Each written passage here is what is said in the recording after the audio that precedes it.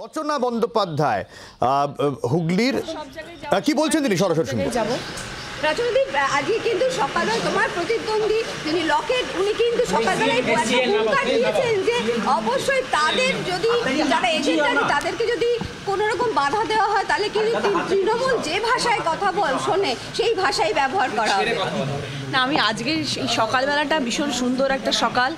আর দেখো ঠাকুর এত সহায় যে আজকে পুরো মেঘলা দিন, কোনো রোদ নেই, কোনো মানুষের যাতে কষ্ট না হয়, এবং এটা খুব ভালো একটা দিন। আজকে সকালে হুঙ্কার দেওয়ার দিন নয়, আজকে সকালে সবার ভালো থাকার দিন, শুভেচ্ছা বার্তা পাঠানোর দিন। আজকের দিনে আমি সবার জন্য শুভেচ্ছা বার্তা পাঠাচ্ছি। সবাই ভালো থাকুক, সবাই মঙ্গল হোক, এবং সারা দিনটা সবার খুব ভালো কাটুক এবং সব সুষ্ঠুভাবে হোক। কোনো হুঙ্কার দেওয়ার নেই এবং কোনো জায়গায় কোনো খারাপ কাজ আশা করি হবে না। দিদি প্রত্যেকটা জায়গাতেই কি ঘুরবেন? না, এখন অবধি সব শান্তিতে আছে, সব কিছু ভালো আছে। আরো বলা হচ্ছে যে আইপ্যাক টাকার থলি নিয়ে ঢুকেছে, আমরাও দেখে নেবো, এরকম সকাল সকাল আইপ্যাক দোষারোপ করে বলা হয়েছে। না, আমার কাছে তো এক নয়া পয়সাও দেখতে পাচ্ছি না আইপ্যাকের কাছে আছে বলে। কোনো টাকা পয়সার কোনো চিহ্নমাত্র কোথাও দেখতে পাচ্ছি না। যা করছি সব খেটে করছি, 1.5 মাস ধরে এখানে থেকে করেছি, প্রচার করেছি, এত পরিশ্রম করে খেটে।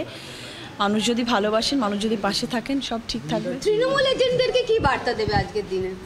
তৃণমূলের যারা এজেন্টরা? ও আচ্ছা, মানে হ্যাঁ সবার জন্য, মানে আমি সবাইকে বলেছি, রাত্রেবেলা অনেকের সাথে ফোনে কথা হয়েছে এবং সবাইকে শুভেচ্ছা বার্তা পাঠিয়েছি এবং সবাইকে বলেছি শান্তভাবে থাকবে, মাথা গরম কোনো জিনিসে করবে না, এবং ভালোভাবে সবাই যখনই তোমার কাছে কেউ আসবে, কেউ উঁচু স্বরে কথা বললে তখন তাকে রসগোল্লা খাইয়ে দেবে। দিদি এতদিনের প্রচার আজকে একদম ফলাফলের একদম মানে যে শেষ দিন।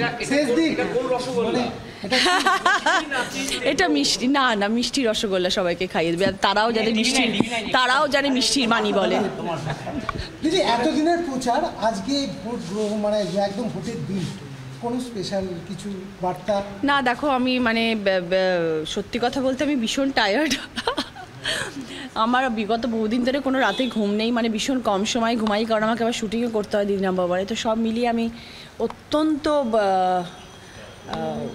পরিশ্রম হয়ে আমি ভীষণ টায়ার্ড হয়ে গেছি। ওই জন্য আমার নতুন করে কিছু বলার নেই। এবং তোমাদের সব থেকে বড় কথা, আমার হুগলি জেলার মানুষ তথা আমার সব প্রেসের ভাই বন্ধুরা যারা আমার সাথে এই 1.5 মাস ছিলেন, তাদের সবাইকে করজোড়ে প্রণাম এবং অসংখ্য ধন্যবাদ। কারণ এই গরমের মধ্যে তারা কন্টিনিউয়াসলি আমার সাথে ছিল এবং প্রচারে আমার সাথে সহায়তা করেছেন। আপনাদের সবাইকে ধন্যবাদ। আজকের দিনেও এই সকালবেলা থেকে আপনারা নিচে দাঁড়িয়ে আছেন।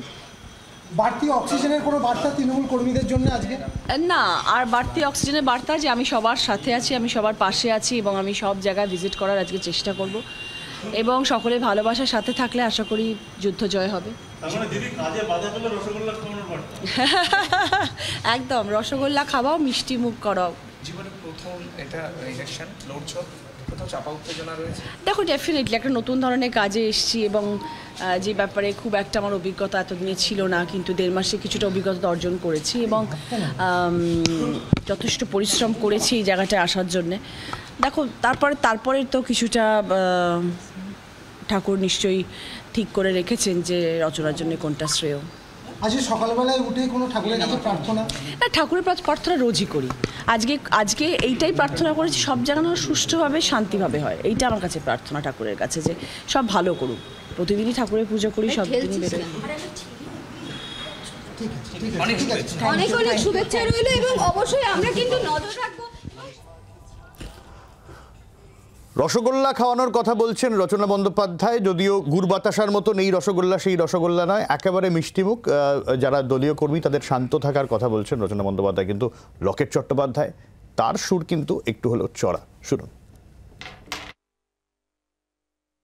দেখুন, প্রথম কথা হচ্ছে যে এটা নরেন্দ্র মোদীজির ভোট।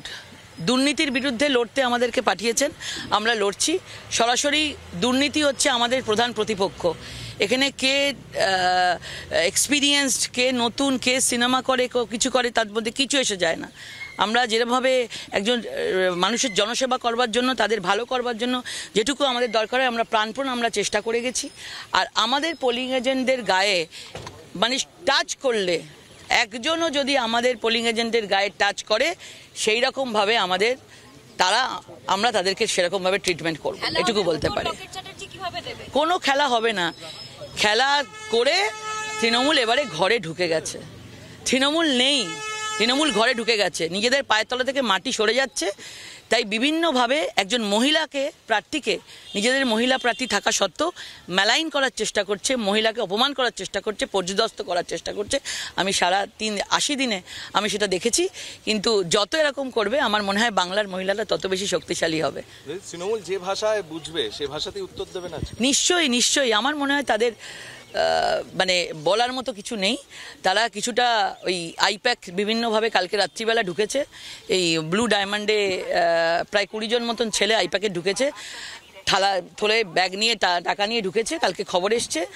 এবং তারা বিভিন্নভাবে বিভিন্ন জায়গায় ছড়িয়ে আছে, বিভিন্নভাবে আজকের দিনটা বিভিন্নভাবে কনস্পিরেসি করার চেষ্টা করবে। ওদের হাতে আসলে কিছু নেই। নির্বাচন কমিশনকে জানিয়েছেন এটা? হ্যাঁ, জানিয়েছি। বাংলার আওয়াজ, বাঙালির আবেগ, জি 24 ঘন্টা।